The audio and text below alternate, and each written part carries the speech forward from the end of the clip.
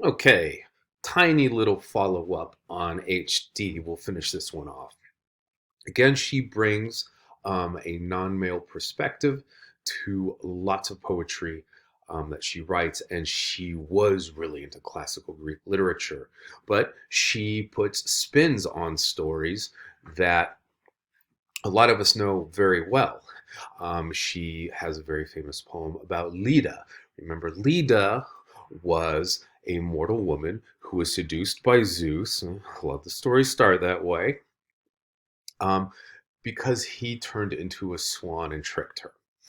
But it gives her perspective of the event. And the other poem is Helen, and it's all about Helen of Troy. And if you remember Helen of Troy from the Trojan War, she is the reason the whole Trojan War started. Basically, a Trojan named Paris wins Helen of Troy because he has to judge three goddesses who's the most beautiful. And it's Hera, the queen of the gods. It's Athena, the god of war and justice and wisdom, and Aphrodite. And guess who Paris picks? Oh, Aphrodite is the goddess of love and beauty. He picks. Oh yeah, now the cat's on the cat tree, making me wobble. Okay, and so he chooses Aphrodite is the most beautiful, the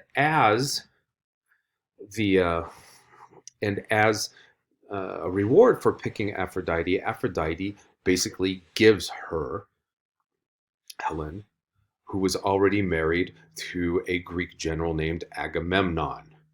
And this starts the whole war. And thousands and thousands of people die. But the thing is, Helen is kind of seen as a bargaining chip. She's not shown as having much agency of her own, and is more an object than she is a subject. Um, Really great little poem, and again, you'll see that hard imagery erupting in there. Um, Final note, another way she disrupts a lot of the gender economy and preconceptions at the time is by um, also having relationships with both men and women. So she's one of the early bisexuals in American lit.